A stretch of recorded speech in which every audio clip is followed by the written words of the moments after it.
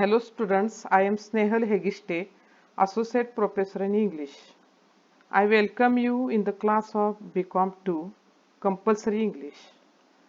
Today I want to discuss module number 5, section B, Breathing Spaces, a poem written by Professor Rana Nair. In the beginning of this particular poem, we find that this poem is about the childhood memories of the poet. Before discussing this poem, I want to introduce you the poet Professor Rana Nair, who was born in 1957, and he is a translator of poems from Punjabi to English. So his mother tongue is Punjabi and he translates Punjabi to English. He is a budding poet of great promise. He worked as a lecturer in the Faculty of English at Punjab University, Chandigarh.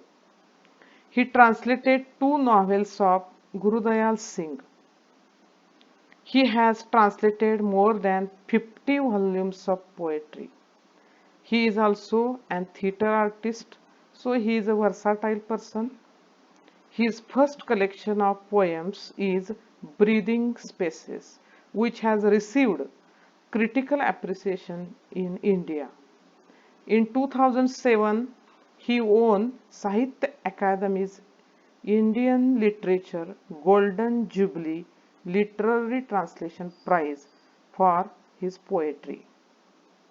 So today we are discussing his poem Breathing Spaces. In this present poem, the poet beautifully evokes the past memories of childhood. Breathing spaces. What is meant by breathing spaces? Breathing, we breathe. Breathing is necessary for our survival. So, breathing spaces means here the memories which are helpful to forget present tiresome hard life. Okay. So, in this poem, the poet remembers his childhood.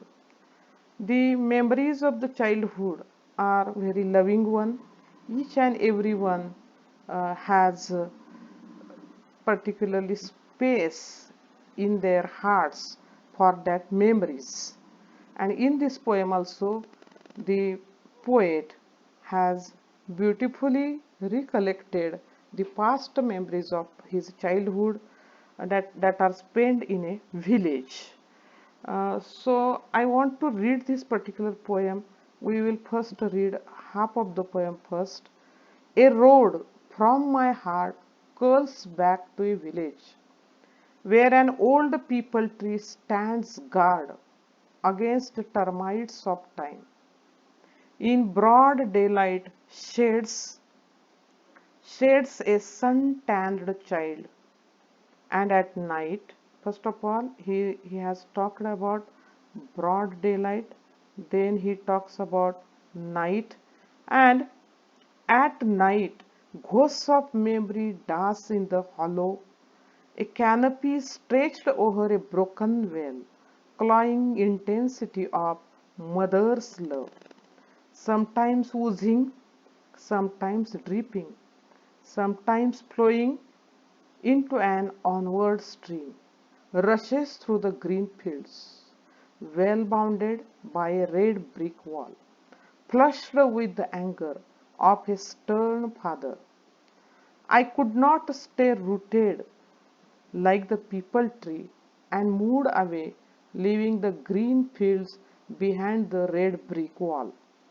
A mere stain on my conscience, but I carried a little garden in my heart where a white rose blooms by midnight, when a breathing spaces die on the edge of my gas chamber.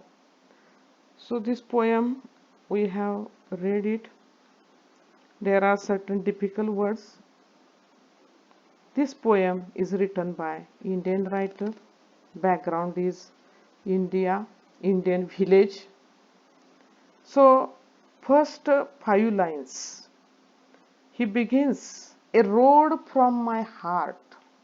So here heart is a symbol of emotions and feelings, which these emotions and feelings of childhood memories that are stored in heart. A road from my heart curls back. Curls back means he is talking about his past life, his childhood. Today he is a grown up person. He says that a road from my heart. Heart is the place where his childhood memories are stored.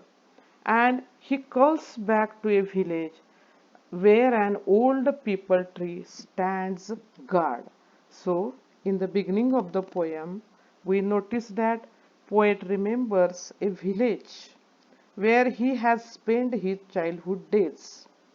He says, a road from my heart curls back, मागे वळून पाहणे. He is particularly introspecting his past life, his childhood days, curls back to a village. In this line, heart symbolizes emotions and feelings. It refers his past memories. The poet remembers his past life spent in the village. He also remembers old peepal tree. Generally, we find in villages there is a peepal tree under which said people used to sit and chat in the villages. And he also remembers that tree which is old, an old peepal tree. He says that that old peepal tree is just like a guard against the termites of time. Termites. Termites in Marathi you say walvi. Okay. Against the termites of time. Termites of time means what? In the course of the time, there are changes, there is a destruction, and there is a change. Change is the law of the nature, and but that peepal tree survives. It stands still in that village. It is just like a guard, okay? And that particular peepal tree is an eyewitness of poet's childhood days. A guard against the termites of time. Though time is past, the tree stands still there as an eyewitness of poet's childhood activities.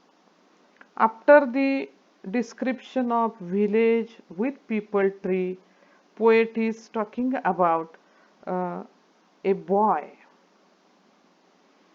and that boy is standing, okay.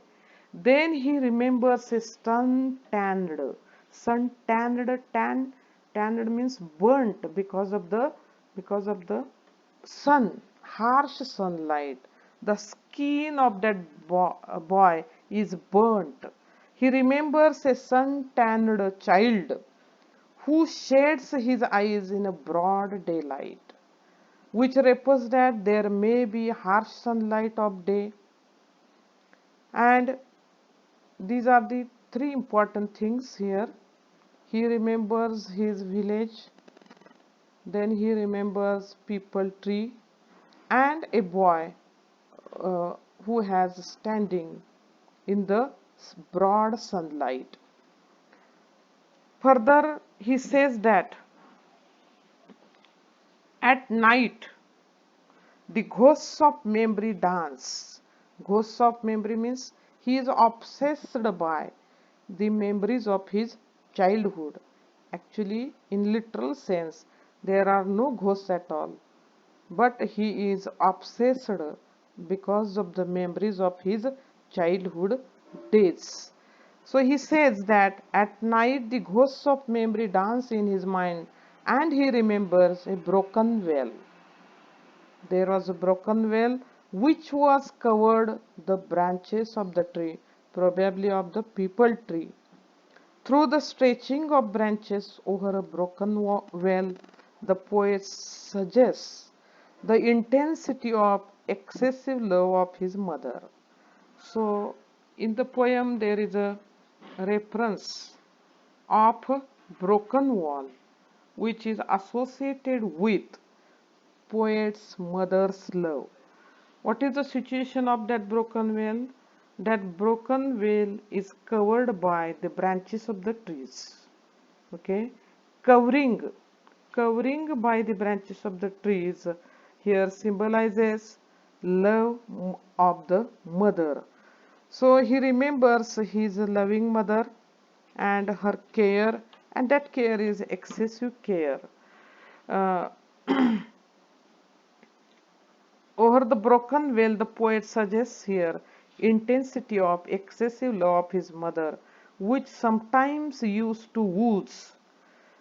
Actually, he is talking about that love which sometimes used to wounds. Wounds means we say in Marathi पाझरणे.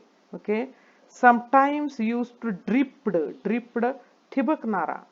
Okay, her love is just like a water from broken well, which flowed into another stream that was continuously flowing through the green fields.